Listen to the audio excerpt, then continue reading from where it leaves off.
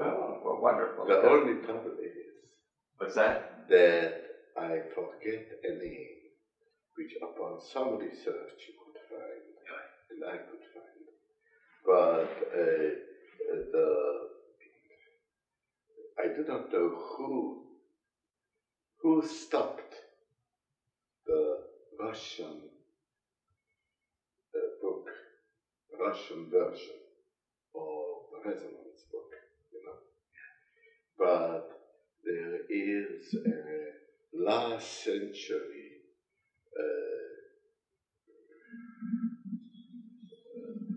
Russian publication, which essentially says a molecule is a molecule is a molecule, and is described by a chemical formula, you see. And since Paul committed heresy of explaining that Kekule formula and similar ambiguous formulae have reality, that was classified as bourgeois deviations, and the book was stopped of publication.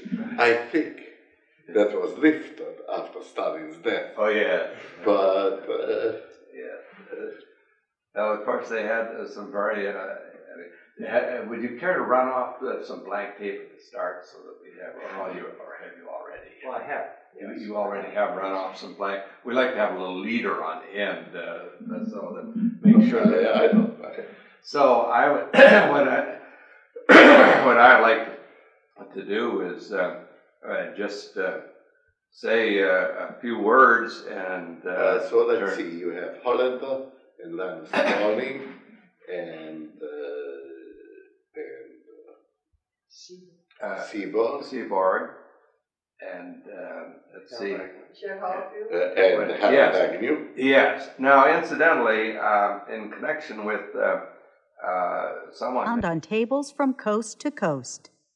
Cultivated squash is believed to have come from the upper Yucatan, and Christopher Columbus even brought some home to Europe. Are a great spot to pick the most perfect pumpkin.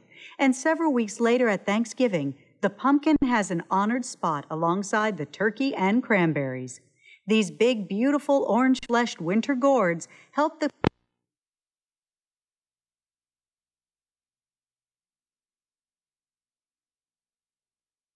Then let's see... who were the others? And then also, we're going to go into the fields of the development of electronics and computers. We hope to get Dr. Packard, whom I guess you probably know, and then we did Dr. Backus, who is essentially the inventor of Fortran. Very few people know the fascinating story of the invention of Fortran, the first programmable language, and so on. And what's that? How do you spell his name? That's spelled B-A-C-K-U-S.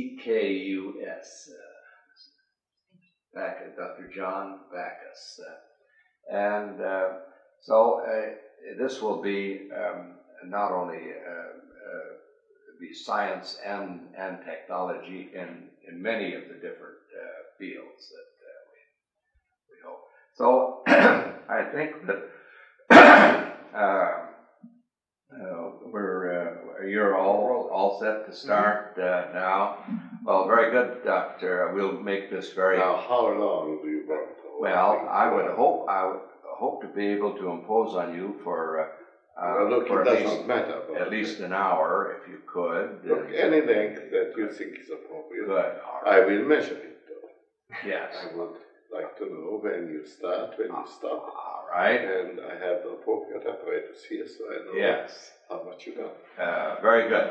So, well, I would say I would appreciate it if you could make it about an hour and 15 minutes. Let's make it. That's fine.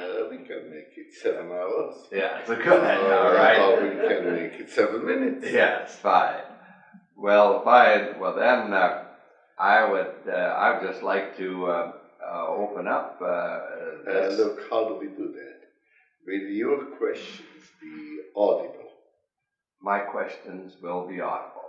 They will be heard also. This is a directional microphone. Now, I have one and only one specific remark. I don't mind any topic.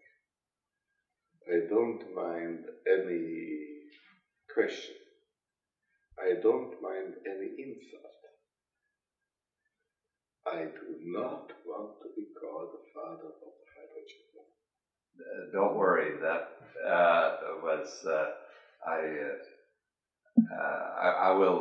it never entered my mind and won't enter my mind. And you see, I don't like the situation, and my family does not like the situation, when the hydrogen bomb is considered as Paul Teller's kid brother. And these, of course, it distresses me, I think, almost as much as you. So, I mean, it is, I consider it simply in poor taste. I do not mind the topic, and if you want not to dwell on it, fine. If you want to dwell on it, fine. It's just the expression to which I object. Yes, very good. Well, there will be, the way this is usually developed is that I usually just lead into your early work, and then the tape consists of essentially a discussion in more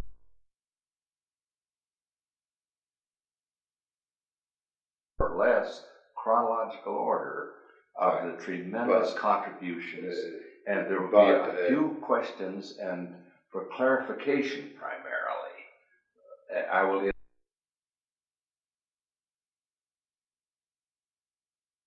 interrupt for time, but not many questions on my part, just for clarification and so on.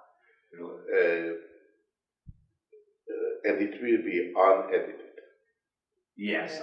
However, I should tell you that I will give you a copy of the tape, and if you wish to cut out parts, or even if you wish to say, well, I just don't like it at all, you can even destroy it. In other words, I want the decision to be yours. Thank you, but I can predict that the decision will be with practical certainty for accepting it and thanking you for it in an unedited form. Well, thank you. Well, then, Dr. Teller, I suppose that we just... Wait a moment. Yes. I want to know when we start. Yes. Well, the format is that I will give just a few sentences leading into... Can you do that now so that I have it do that on now. my watch? Yes. I will do that now in 15 seconds. Then I will turn it over to you and to talk in a natural form about the background.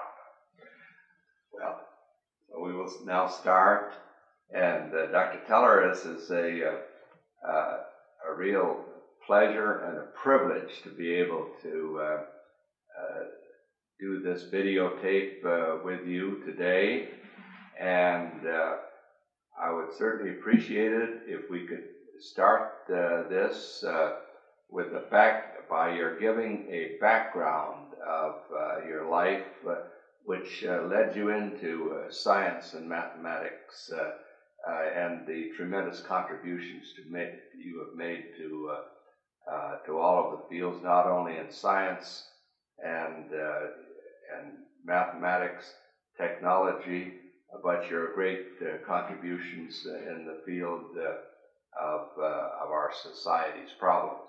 So with this, Dr. Teller, would you please start with a description of your life in Europe and how all of this got started?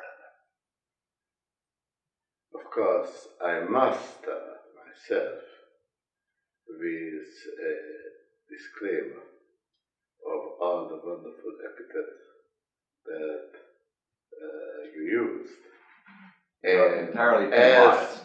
And as the question how it started, I probably can't tell you. Because I don't claim to know myself very well. I do know that I was addicted to numbers, to playing these numbers, even when I was 4 years old. And in fact, this is among my earliest memories. And why I should have had that peculiar pleasure, I have no idea. I do know that at approximately the age of 10, my father, who knew absolutely nothing about numbers, but who noticed my peculiarities, took me to one of his older friends, who was a retired professor of projective geometry at the University of Budapest.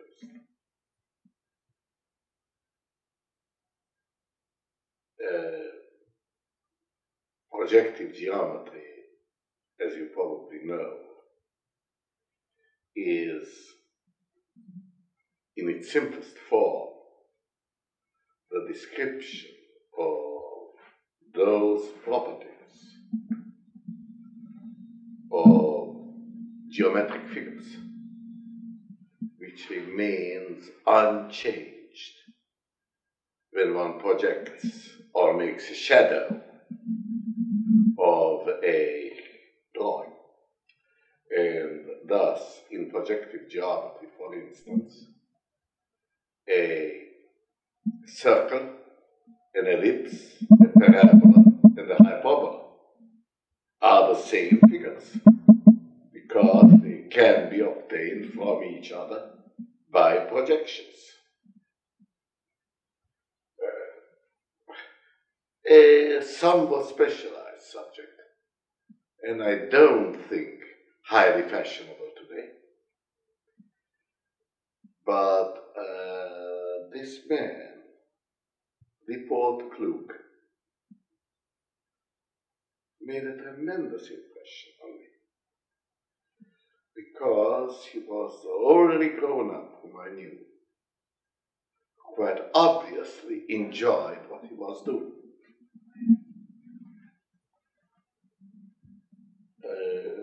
He also gave me a book on algebra written a couple of 100 years earlier by Euler,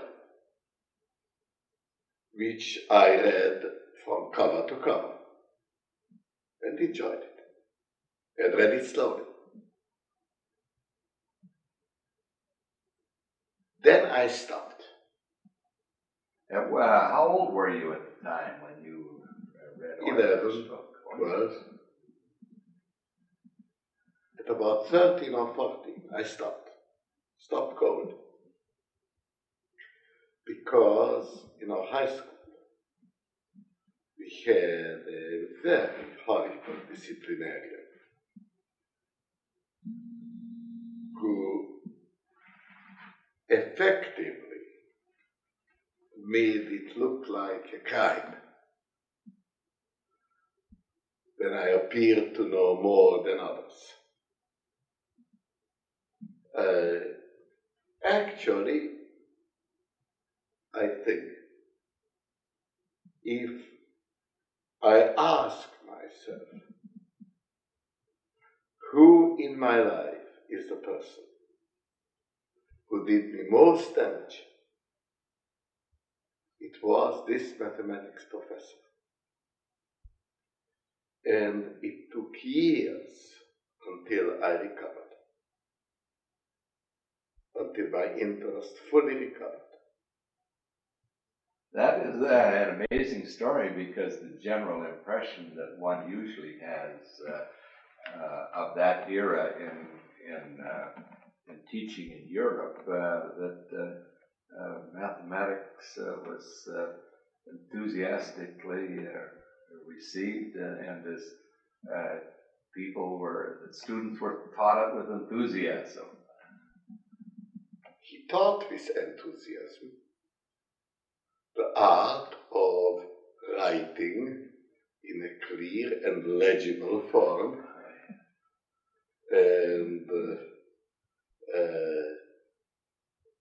knowing absolutely everything that was taught, and absolutely nothing beyond that. This was a mold to which I could adapt. It was not a mold that I liked. Yes, there was nothing inspiring about that approach. I would say that this is an understatement. And furthermore, when you talk about educational systems,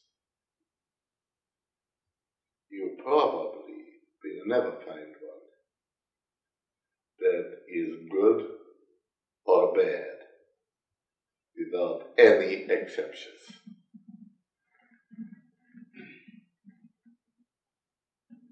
When it came to choosing a career,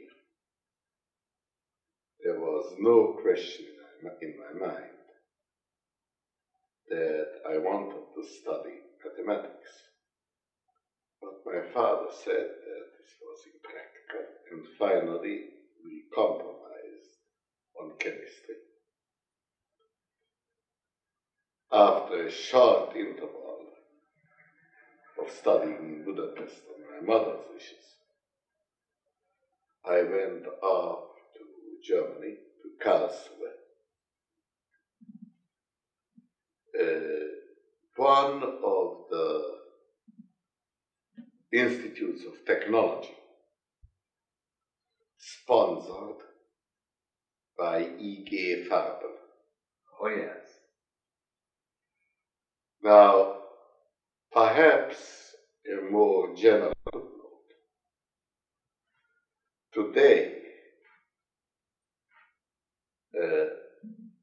science and technology are considered twins. This is, of course, a peculiarity of the 20th century.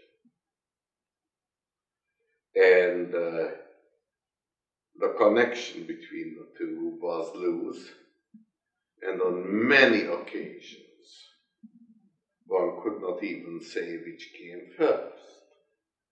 For instance, James Watt did not make the first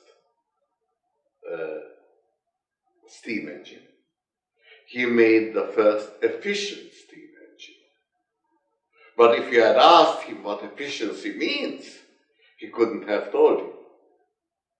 That was explained a few decades later by Carnot. Oh, yes. And if you asked Carnot the efficiency of what, he could not have answered completely, because conservation of energy was not yet established, which again had to wait for a few more decades. So in steam engines, engineering came first, and the science belonging to it came much later. Yeah. Well, I believe there are several instances of that throughout science. For instance? Probably. Well, let's see. For instance, I think with regard to just the mechanical equivalent of heat, Joule's work, I believe that grew out of the observations and the borings of cannons, a fundamental discovery of a very important relationship came out of you might say, an industrial process that we were engaged in. And there probably are. And the interactions were there, but the close connection was not.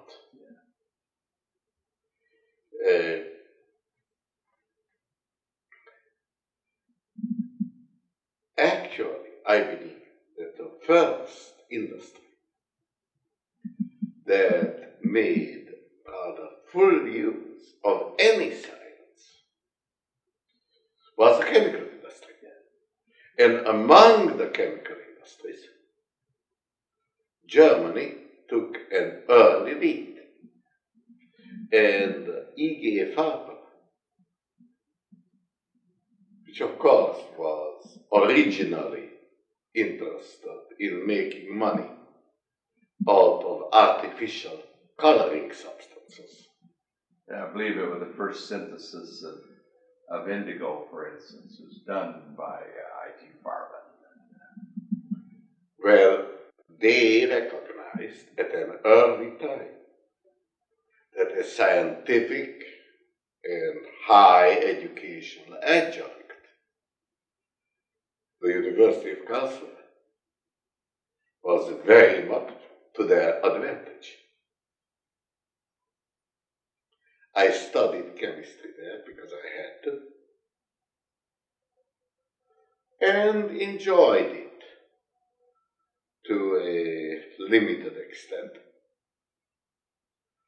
But at the same time, I studied mathematics. I actually had a double major.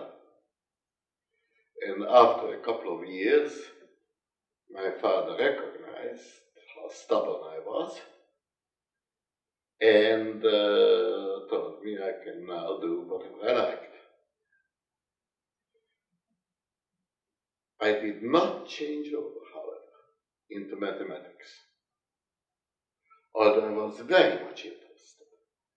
For instance, in the days in Karlsruhe, I heard about set theory.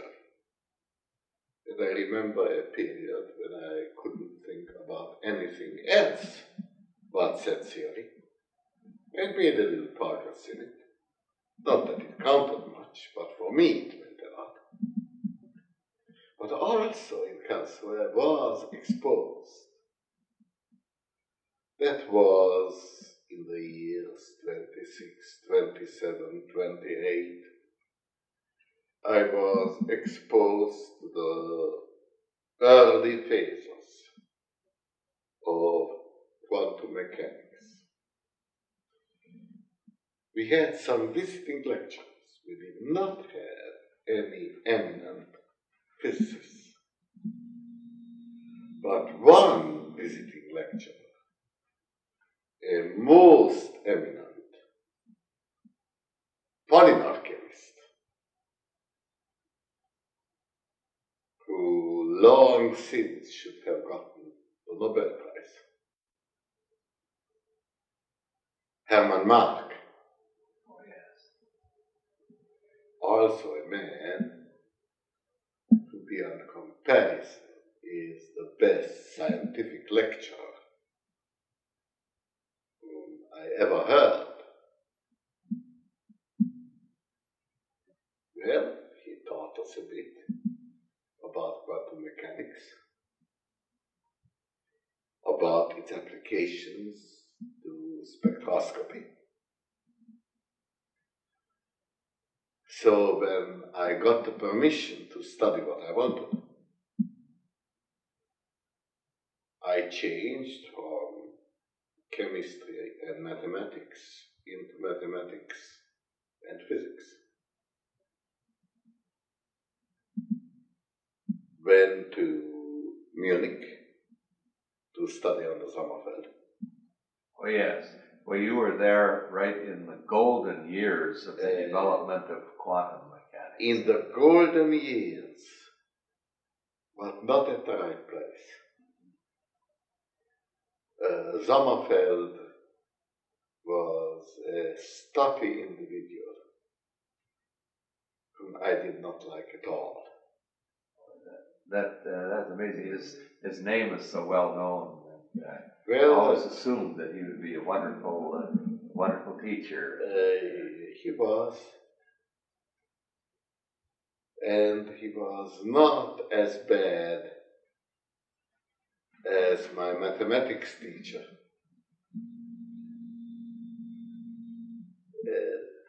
He certainly knew the elements of science, including the need to permit people to think for themselves.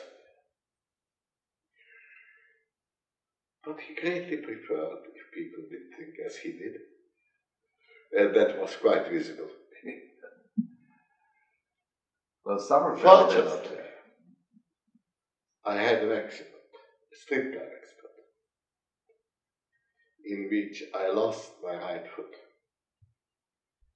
And so I had to stop doing anything in the way of visiting lectures, etc. The hospital for many weeks, had to go back to Budapest. And in the meantime, Sommerfeld had a splendid idea of getting invited to India. And when I returned to my studies, I did not think of going back to Munich. By that time, I heard enough gossip to make the right choice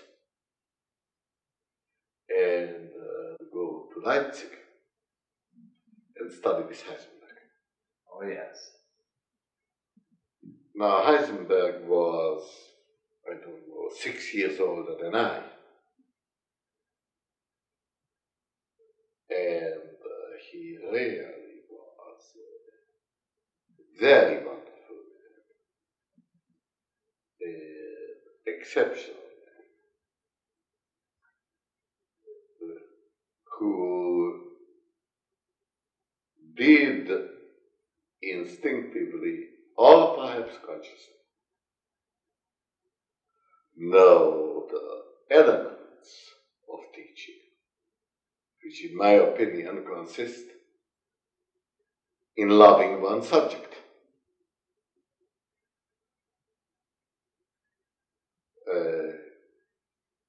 Incidentally, I think I might as well mention it here,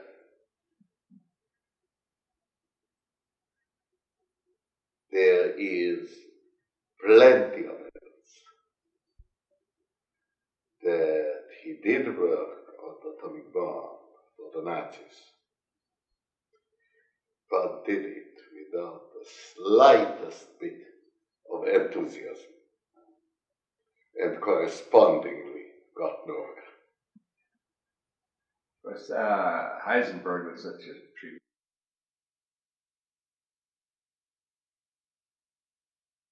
Intellect. If there was work going on in the field of the atomic bomb, he would naturally have to be involved in that. That was not so natural. It is. Because he was a sufficiently strong anti-Nazi and had a sufficient number of Jewish friends, as for instance Wolfgang Pauli. Oh, yes.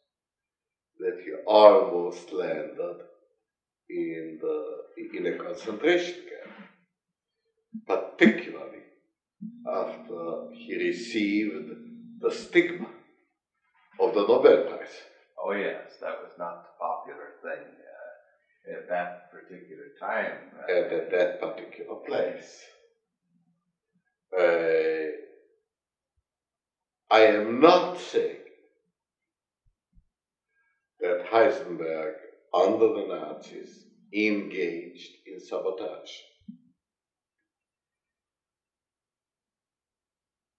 But he was the horse led to the trough, which did not drink much. Yes. Yes. Well, that's a very interesting part of history. I'd heard some vague references to that sort of a thing, but you're the first one to confirm that. Look, I knew Heisenberg, not only as my teacher, but I visited him afterwards. It was quite obviously a really painful topic for him. And I respected him, of course. And as a consequence, I never had an explicit discussion with him about it. After his death, I had a more explicit discussion with his wife, Elizabeth, who wrote a book about his role, which may have been translated into English and should be, if it hasn't been yet. I had it in German. What is the title of that book?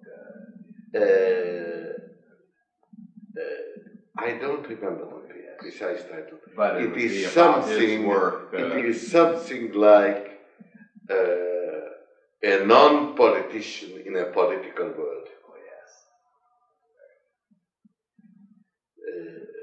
By quoting it in English, I am more naturally permitted to be inaccurate. Yes. Well, I think that gives a good description, though. I'd be very interested in seeing that.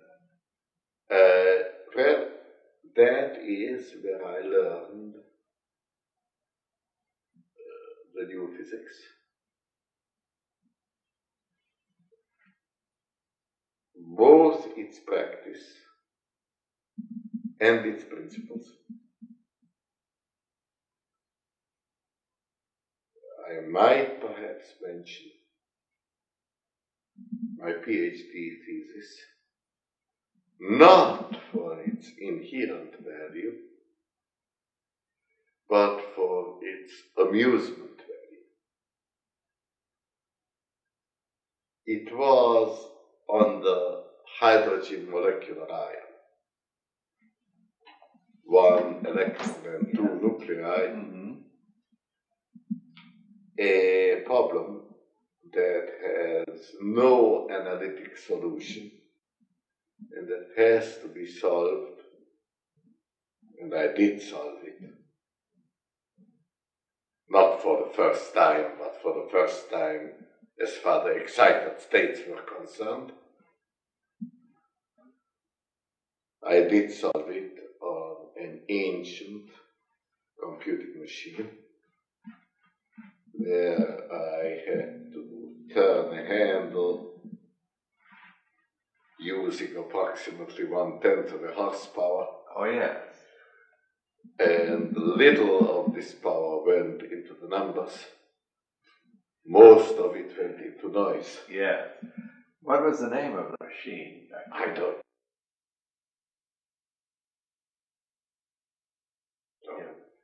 There was one called something like a Turing machine. Oh, no, Not anything like that. For heaven's sakes. Yeah. Turing was a very advanced thinker who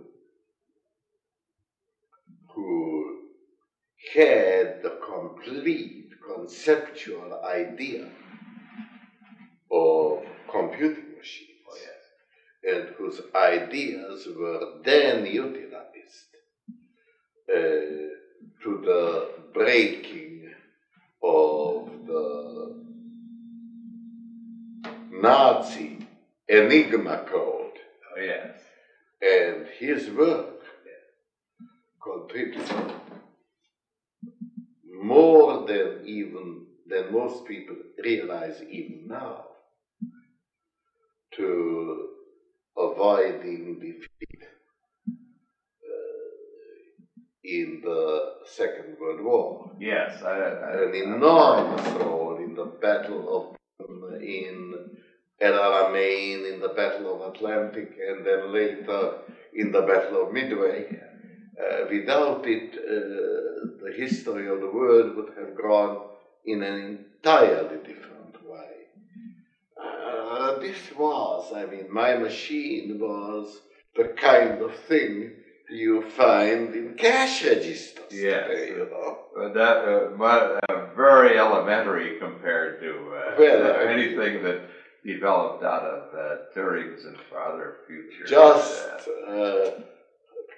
a simple way to add and to multiply, and thereby replace a little brain work by many thousand times more muscular effort. Yeah. But you know, that muscular effort was not spent in vain, because it made noise. And the noise kept Heisenberg awake. Oh, yes. I like to work at night, Yeah. and Heisenberg would not come down and tell me, would you please work more in the daytime and less at night? Instead, one day he came down, not the first time. We had one or two chats there on some occasions. And he asked me, how far are you? I said, oh, 1 or 2 more years. And he said, well, I don't know. Don't you really have enough? Could you not just write it down what you have? Yes. Yes. Which I proceeded to do and got my degree in 1930. Yes, well, that's a very very interesting history. I know I've heard people talk about the operations of those first relay machines. No, but this is much more. But this is so much more elementary. Oh, much more. But from there I went on to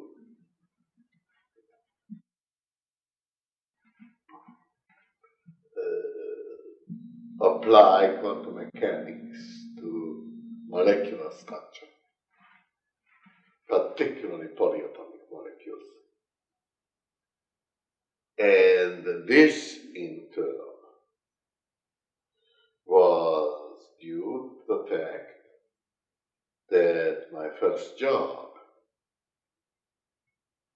was in Göttingen. I was invited to be the assistant of Eucken, a well-known physical chemist. And then the physicist, who, for whatever reason, took interest in me, was James Franck, interested in the same type of problem. And I must say that I learned a lot from Franck, particularly in regard to look for the simplest way of saying what you are doing, from which it is only one step to trying to actually complete your work in the simplest and least mathematical fashion, wherever mathematics was not absolutely required. So in a somewhat paradoxical way, while my first love was mathematics, and while I then became a theoretical physicist, in my work as a theoretical physicist, I did as much as I could to stick to ideas expressed in a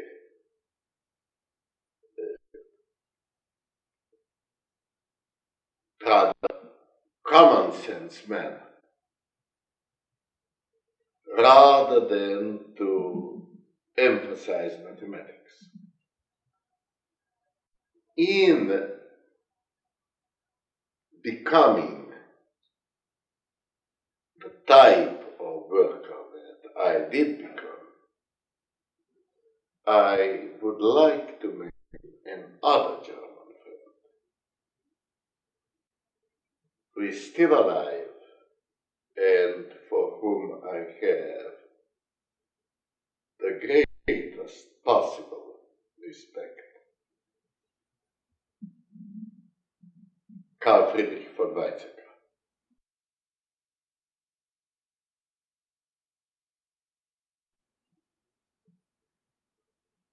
He was a couple of years younger, 3 years younger than I don't know precisely. Incredibly bright. He was very close to Heisenberg.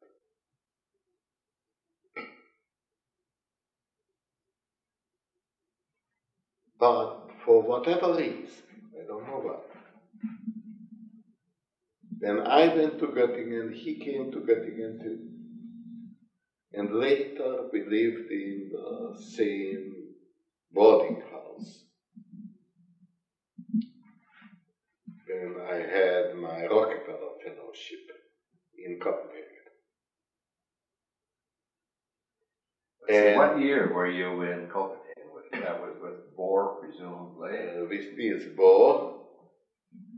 That was in the last weeks of 1933 and the greater half of 1934, practically a full year. And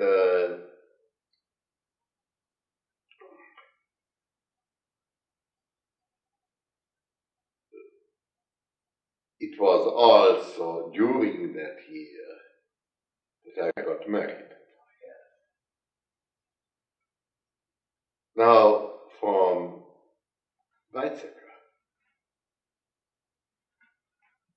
I really learned the philosophical contents of quantum mechanics, something that was created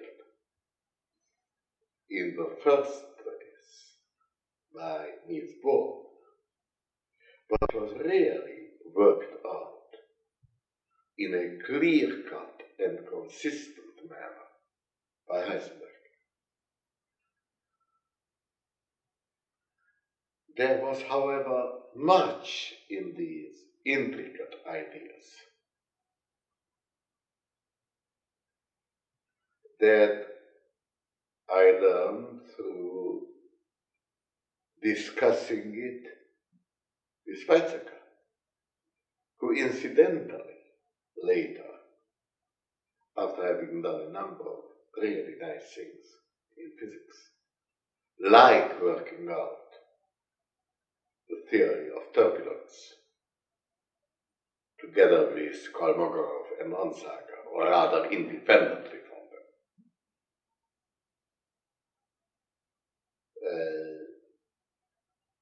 He then abandoned physics and became a philosopher.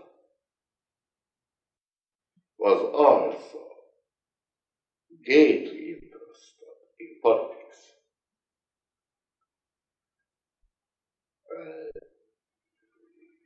He is a man with whom I managed to disagree almost always.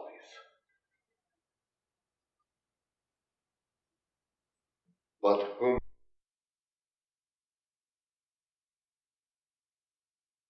I consider the one man whom I like most. Because even when we agreed, but mostly when we disagreed. I always learned something from him.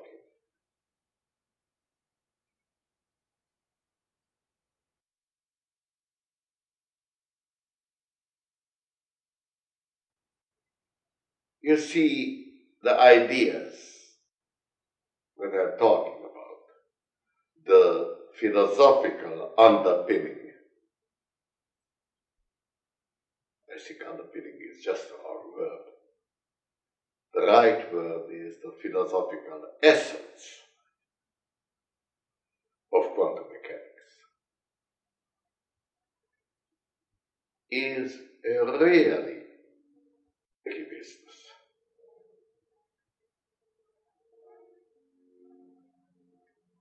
Everybody, or every physicist, at least the old-fashioned ones, still remember the objection of Schrödinger's cat, which is really a parody on Heisenberg's uncertainty principle. Starting with physical phenomena like the emission of an alpha ray, an alpha particle, which then gets amplified, triggers some devilish apparatus that works inside an enclosure, also containing a cat. And then, with 1/2 probability, the cat is killed, and with 1/2 probability, the cat thrives. But you don't disturb it by any observation for a week. And then, after a week, you observe it. And the perturbation of your observation causes the cat to be dead or alive.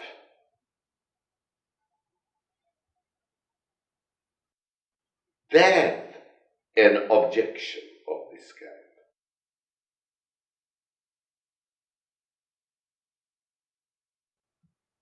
can be raised.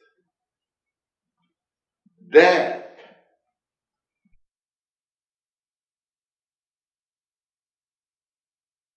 it sounds a plausible argument against the basis of quantum mechanics is, I think, a clear proof that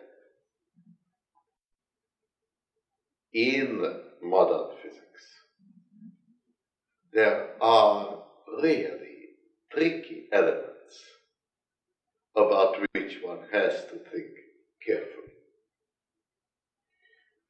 A superficial answer, but an indication of the right kind of the answer, is, of course, that between quantum mechanics, in which the rigid forms of causality don't hold, and classical mechanics, in which the rigid forms of causality do hold, a bridge must be established that is the uncertainty principle. A bridge is most obviously established on a rather elementary level.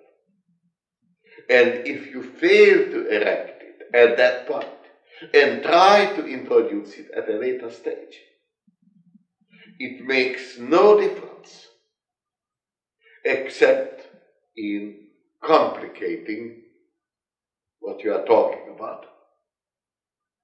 Complicating it in the same way in which the phenomenon of disorder or entropy makes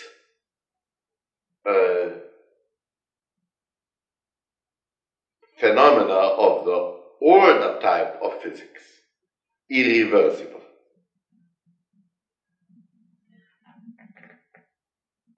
I could go on with this, and I would like to. This is a fascinating exposition. I believe that in the history of a new branch of science, you start with certain knowledge of the old theory, and then an absurd intrusion of a new element. You continue with paradoxes. You proceed to a partial understanding. Finally, you get to a mathematical reconciliation. And from there, if you are lucky, a comprehension what lies behind the mathematics. And then you have established the new certainty, where everything again has become obvious, and the paradoxes, which should never be forgotten, have been forgotten. And I believe that is the state of quantum mechanics at the present time, where through its having become obvious, it is no longer really understood. Of course, we are so overwhelmed by the practical triumphs of quantum mechanics. It's changed our world.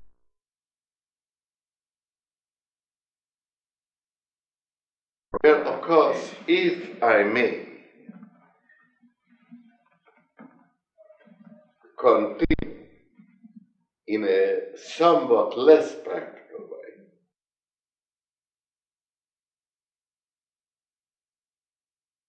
less personal way, and rather talk about what I have seen, in what I have been interested, I would say this, that in the 30s, the community of scientists and technologists have undergone a tremendous change, which is obvious, important, and rarely discussed. The point is that as far as I am concerned, the real power of physics has been lost somewhere around 1930. There have been new ideas, incomplete,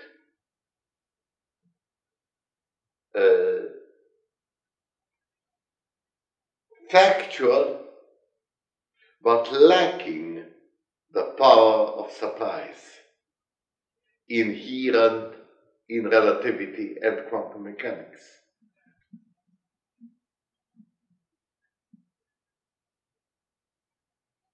Big physics has developed, where so much of the known world is already explained that to get to unknown phenomena, you have to construct exceedingly expensive machines and then often write papers with 19 collaborators. Yes. Well, is there an exception, perhaps? And my thinking is not very profound on this subject. In the field of solid state physics, seems to me the applications of quantum mechanics there have been both very fundamental as well as practical. I would not say that's an exception at all. It is much more an example of what I say. Because solid-state physics, spectroscopy, molecular physics, lasers, a great number of things that follow from the old ideas are no longer physics. They are technology. They are applications of the old ideas, often very ingenious applications, often important applications, leading, as we know, to modern electronics, leading to the creation. And the word creation here is not completely imprecise. Creation of new materials, materials of properties desirable for industry and not found in nature.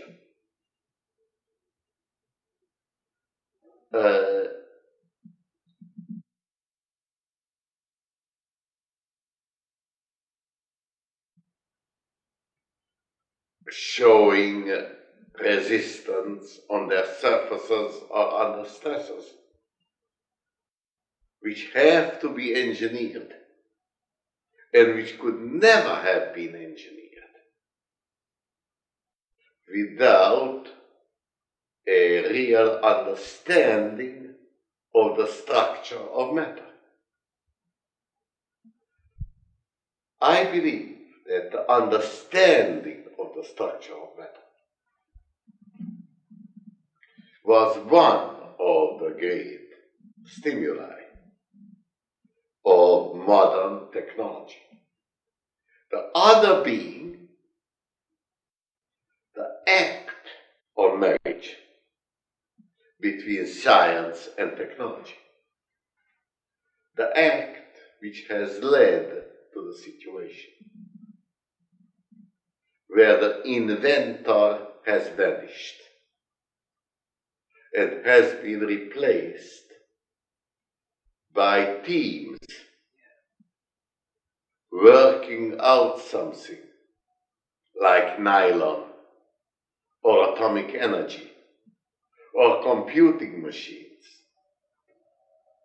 where in the work that had to be performed, collaboration becomes extremely important, and a mixture of administrative functions with scientific understanding has become an absolute prerequisite. And at that point, I might say that the most splendid example of this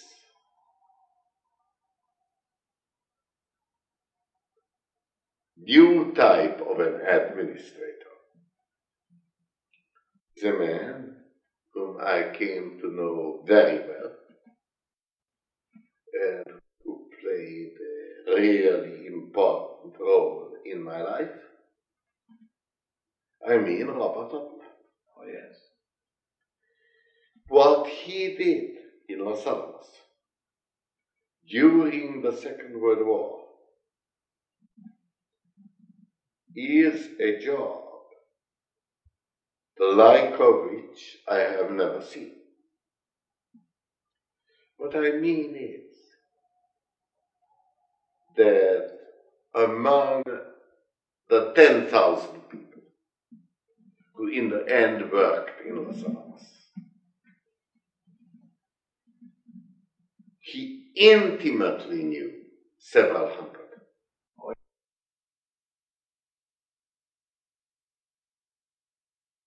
Remarkable. And understood their work their specific contribution, and their psychology, and being dedicated to early success, and really being dedicated to that in a just superhuman fashion. The only point where he and General Groves were similar.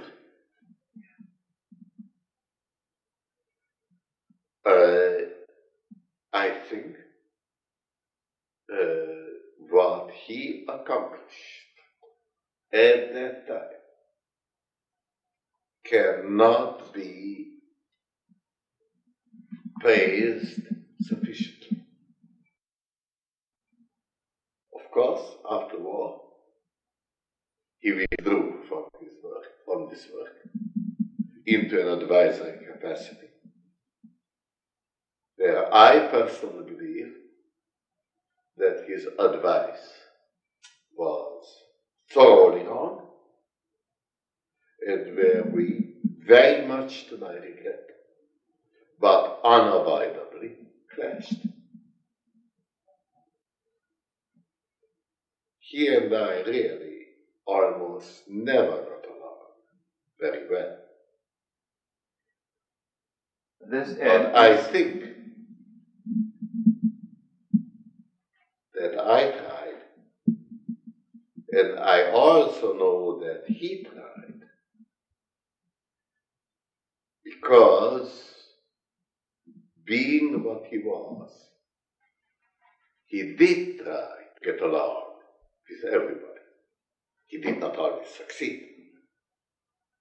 Yes, this brings up a very important question, which I have raised several times and have never received an answer. Perhaps you can put some light on it. It came up in one of our conferences in Washington here about 3 or 4 weeks ago, and that is in connection with the political civilian control of atomic energy, that Dr. Oppenheimer very strangely opposed civilian control and testified against it.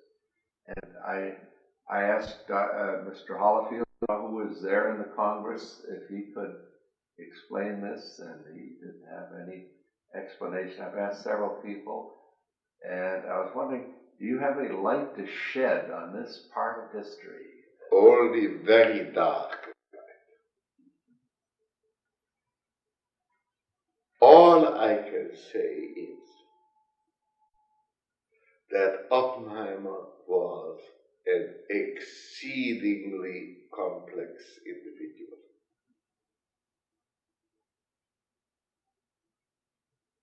As a younger man, he had severe psychological troubles.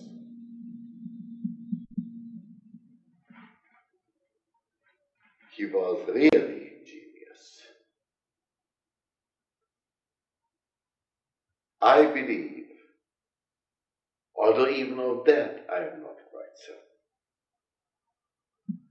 that he was exceedingly ambitious. But to guess the deeper motives of a complicated individual is really unjustified.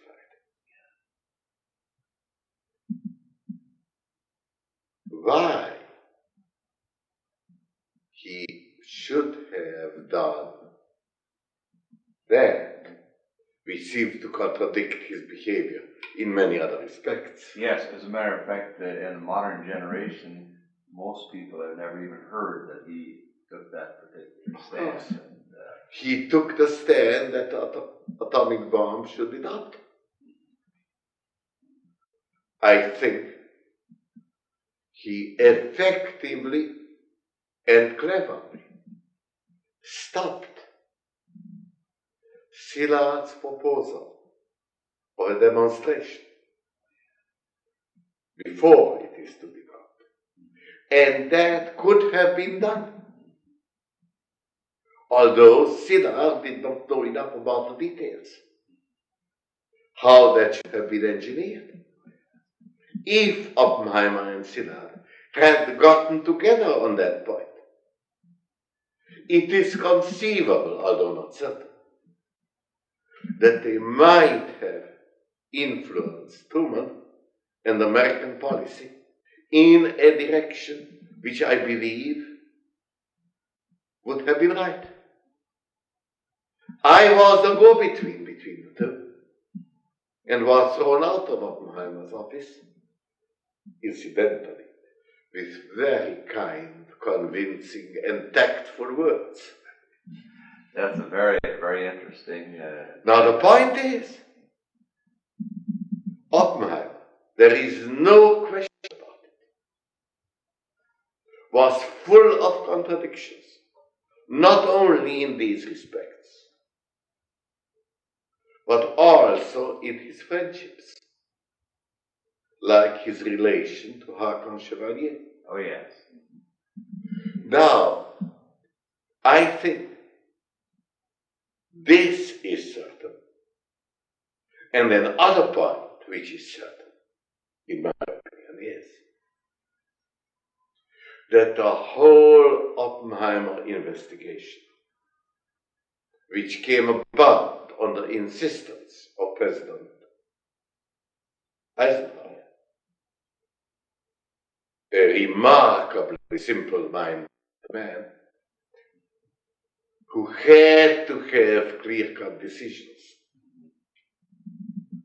confronted with a remarkable complex man, Oppenheimer, whom nobody understood. That led to this investigation. And the investigation in turn, apart from hurting a few individuals, hurt the United States in a most tragic manner, because it introduced a deep split into the scientific community from which we are suffering even today. Yes. Because if in a technological age, technologists will not contribute to the defense, not even to the extent to which this defense could lead to avoidance of war, this is the sign of a very deep-going disease. And that we have this disease today, there is no question about it. This is a very sad thing, and as we look back, I think the handling of the investigation and the way it was so unnecessary. I would like to tell you that I was there, waiting for my friend Louis Strauss, then head of the Atomic Energy Commission. And he uncharacteristically was late for an appointment with me.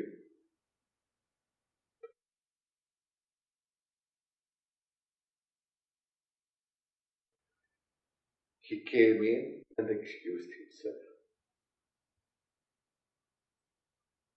He had been with the president.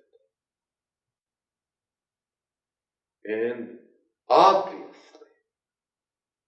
and in a manner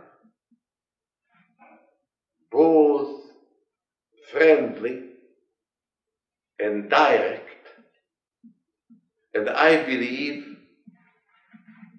hardly thought through on his part. He said, "This is done. Eisenhower wants to remove the clearance of Oppenheimer. Please don't tell anybody about it. I hope it can be avoided." Of course, it could not be avoided, as everybody knows today. But this is a fact that I have seen. And yet, Louis Strauss is accused of having caused that investigation, where in reality he was only carrying out orders from the president, whom he deeply respected and who was his friend. Yes, I'm very happy to hear you say that, because I've heard almost those same words in a little different context from Louis Strauss, and it is identical with what you are saying here. Well, I have seen Louis as he came from a discussion with the president on the same topic, probably within half an hour.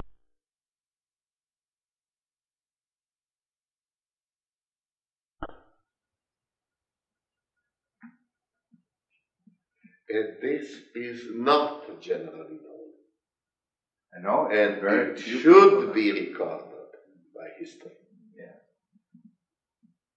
So, well, it was a very, I think, some way or other, I feel it was so unnecessary, and it left such deep wounds unnecessarily again.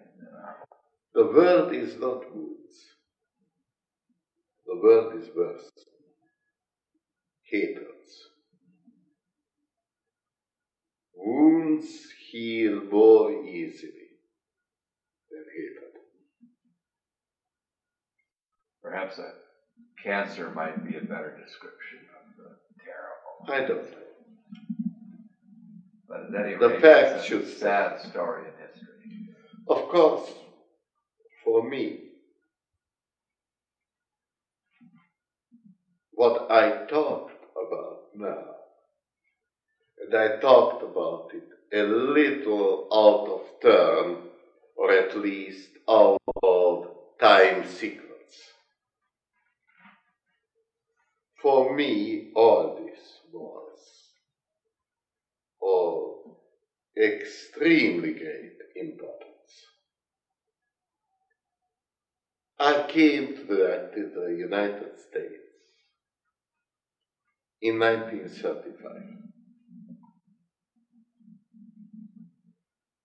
to the George Washington University as professor of physics on the invitation of a very wonderful friend.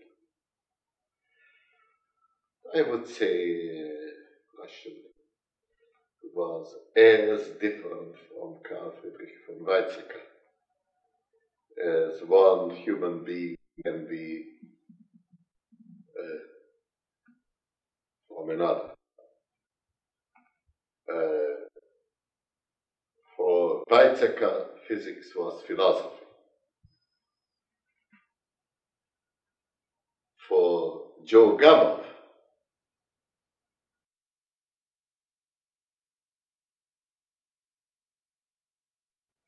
and please don't take this as a pejorative statement. For Joe Gamow, physics was a joke. And I say this because for Joe Gamow, nothing could be more valuable than a joke. And of course, he had such a tremendous sense of humor, but his contributions were tremendous. His contributions were tremendous. And his popular books were some of his greatest contributions.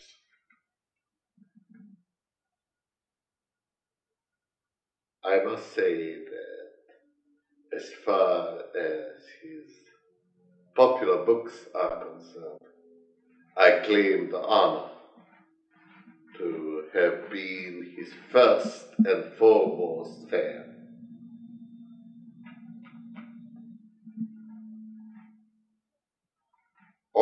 also he did a bit to convert me from molecules to nuclei. Although in those years in Washington, then I was as far from politics as though that occurred on another planet.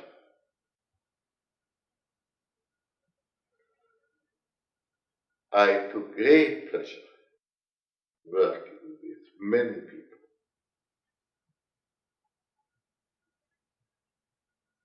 And I would like to be immodest and say something in my own praise. And I only wish that I had documentary proof. But unfortunately, I am disorderly. And the proof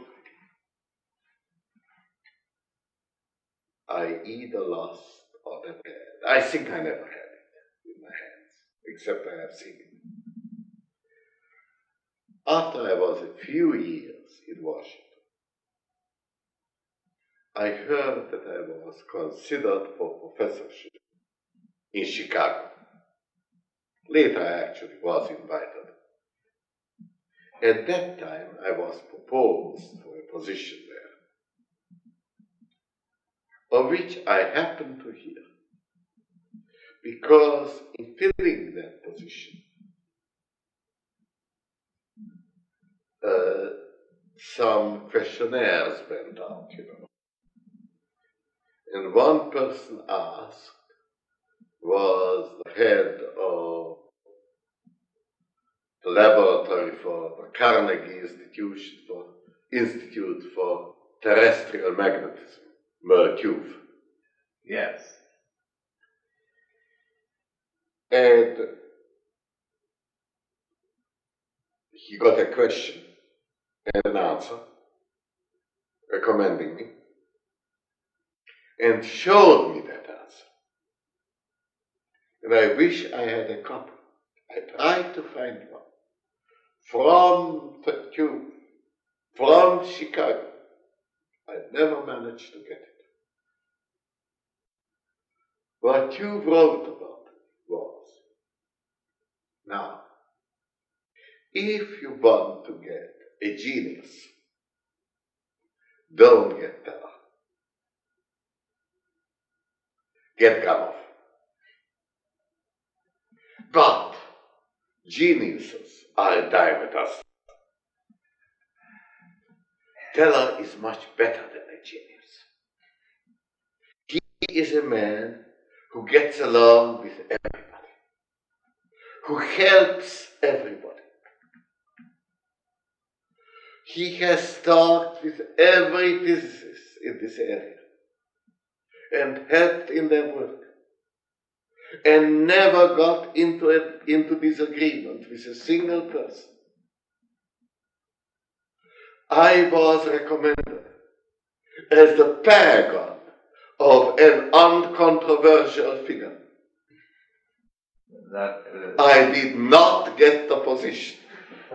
I do not claim that that is when I decided to become controversial. Quite the opposite. That is a wonderful, wonderful story there.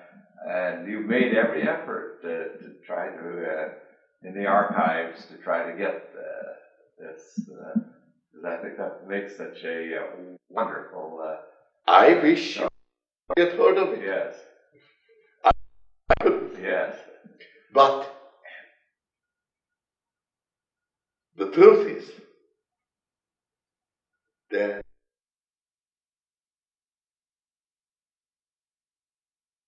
I became controversial through being transplanted to the South, through the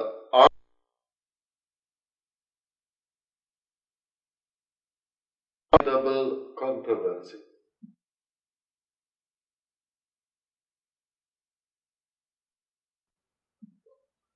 concerning the hydrogen bomb through my relations with Oppenheimer, which were ambivalent and anything but simple.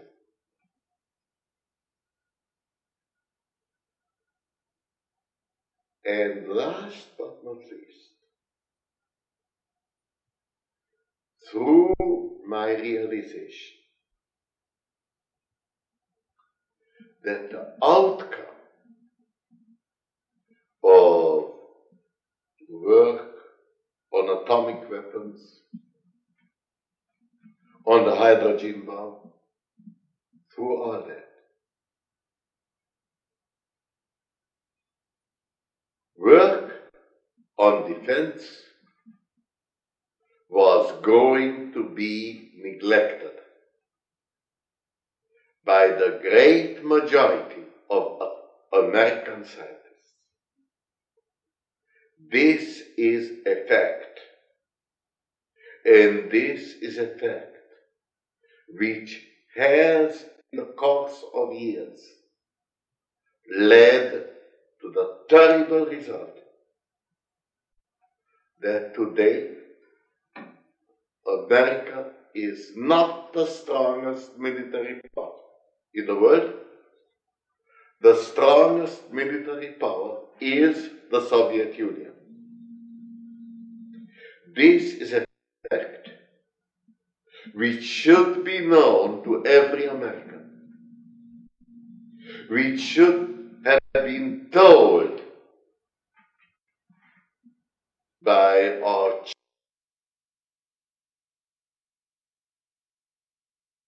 chief executive officer at least 10 years ago, if not 15 or 20. Because even then, the handwriting was on the wall. 20 years ago, we were the strongest. But 20 years ago, at the time of the Cuban Missile Crisis, we probably were the strongest.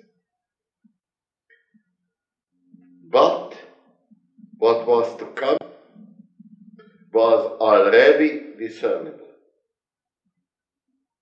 I think the actual turnover occurred during the Vietnam War and during the time of the student unrests, when not only wartime work, but technology and even science itself became unpopular among the young people. From that extreme, we fortunately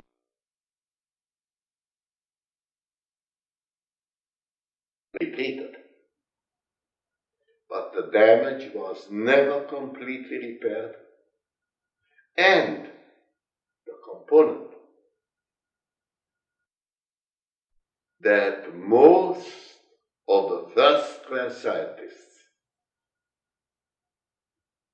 do not dedicate themselves to helping in the solving of military problems. yes, and on the contrary, That is, yes, and on the contrary, precisely. And that gave me the conviction that where I had an obvious possibility, there I should help out.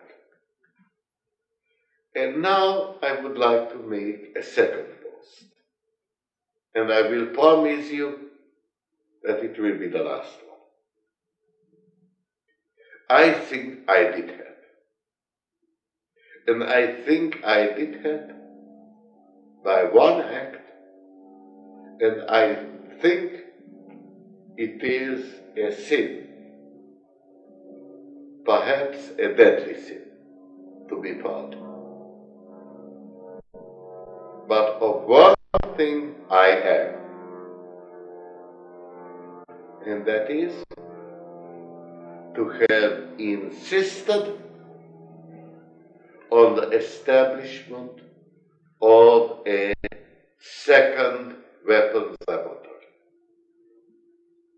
If Los Alamos had carried on alone, we would be in much deeper trouble today than we actually are. Competition between the two laboratories is what gives our technical effort in atomic weapons its real value. Yes, well, one could ordinarily think this is almost a universal principle in industry or in academic institution. Without competition, nothing gets done. But that a second laboratory was established ever, I believe, is due to my efforts, and I would say equally due to the full support I got in that attempt from Ernest Lawrence,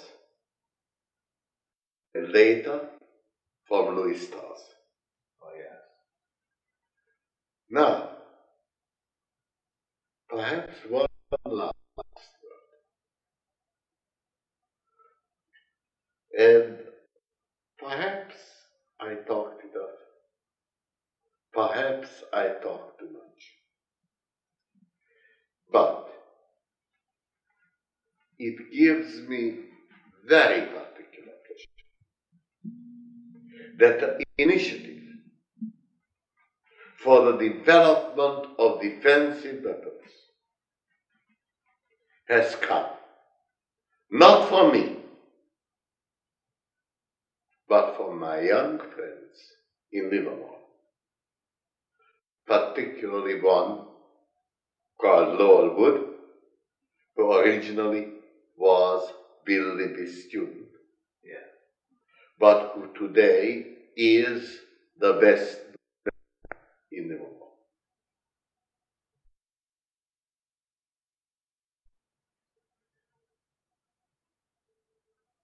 Then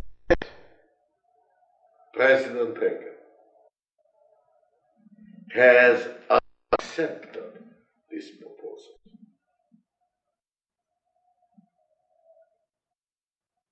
That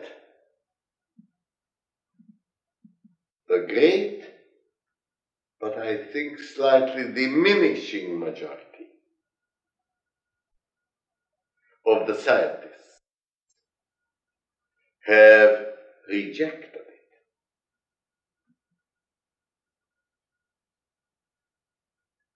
Make, in a way, a summary of what I tried to do and what I could do. I would like to add perhaps one more point in a slightly lighter way. One of my good friends, another one of those with whom I usually disagree, but whom I greatly enjoy, Freeman Dyson, wrote a quite popular book. Yes, we have a copy of his book. And I hope you will interview him. I think the title is Disturbing the Universe. A slightly immodest title. Yes. Of an otherwise modest book. And I mean modesty as a praise. Or rather, a book by a modest man. Well, I hadn't heard about the book. I should have, because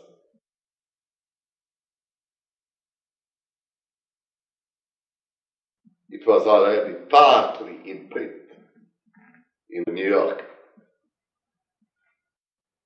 But one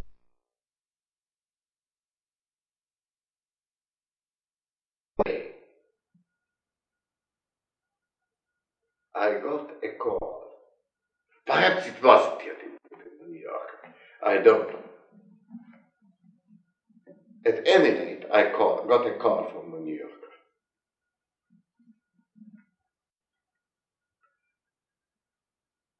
They said, we have here part of a manuscript by Freeman Dyson. I suppose you know him well. I said, yes, I know him.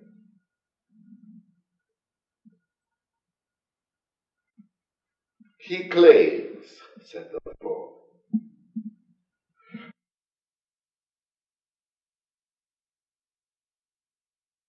that you'd really rather do pure science than military applications.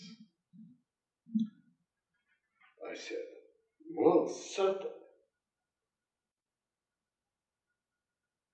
Well, he said, the telephone said, I would have never guessed. That's a very interesting story there. We incidentally heard Freeman Dyson give a lecture on the Cosmos Club, where we have our book and author sections once a month, and he gave a very excellent talk on his book, Disturbing the Universe. With which I do not completely agree. But at the same time, Freeman Dyson is one of the wonderful people who can find something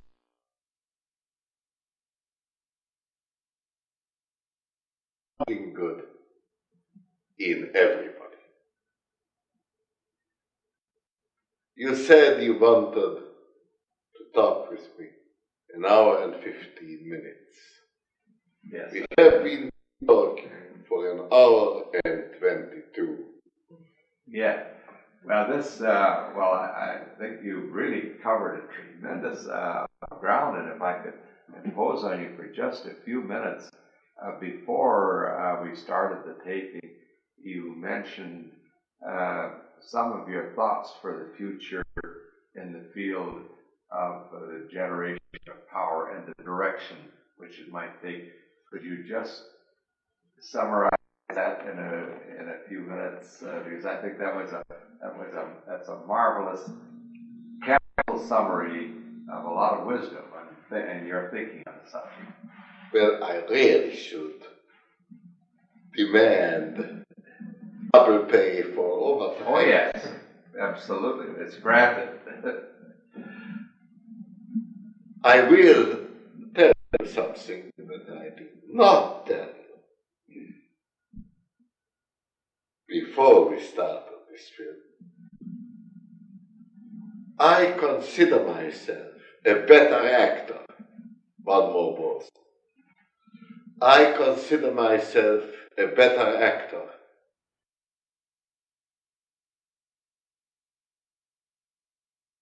than Jane Fonda is a nuclear engineer. Very, very well said. I hope you get this. Yes. And that, I think, indicates at least one part of my position in regard to energy and nuclear energy.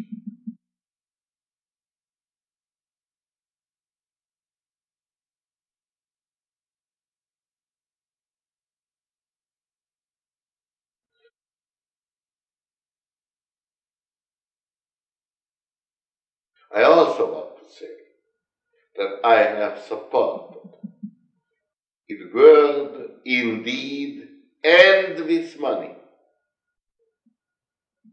an organization called SC2, Scientists and Engineers for Secure Energy. Incidentally, head of that organization is my very good and most excellent friend Science, Oh, yes. who does probably less for it than I do, although I'm not certain. I do a bit and he does a bit. The man who really works on it is our executive secretary, Miro Todorovic, with whom you should talk. Oh, yes. I know I've attended several meetings with him on Now, of different course, subjects, so I know him quite well. Miro is a goddamn Yugoslav. Yeah. And Hungarians and Yugoslavs never get along with each other, except in the United States. Yes, that's... He's a very wonderful man. And I think his work and the work of the nuclear industry would have already folded. I want to report to you, however, a nearly fatal encounter between the SC2 and myself. A couple of years ago,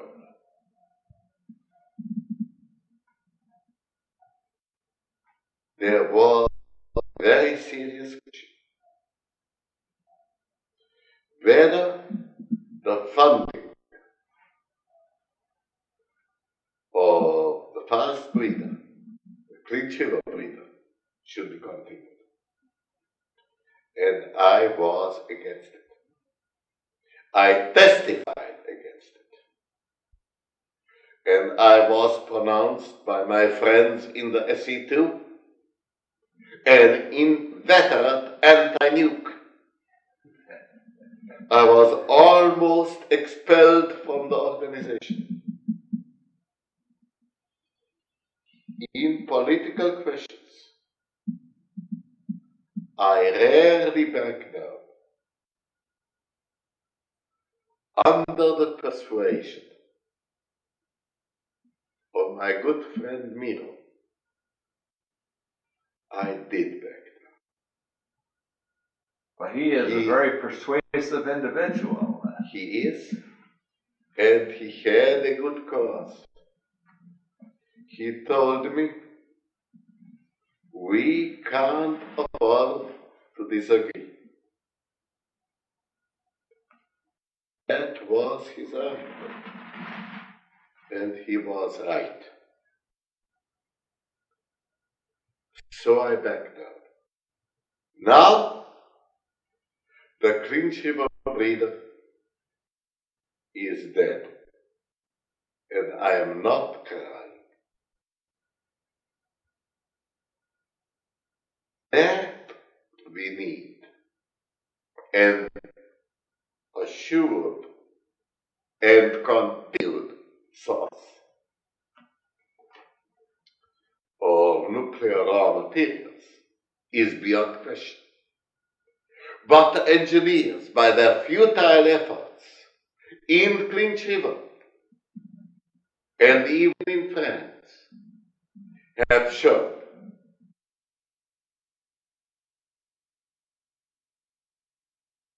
that the fast breeder is not it. I think the phoenix will fly, or has flown, and the super phoenix will fly better. And it will be as successful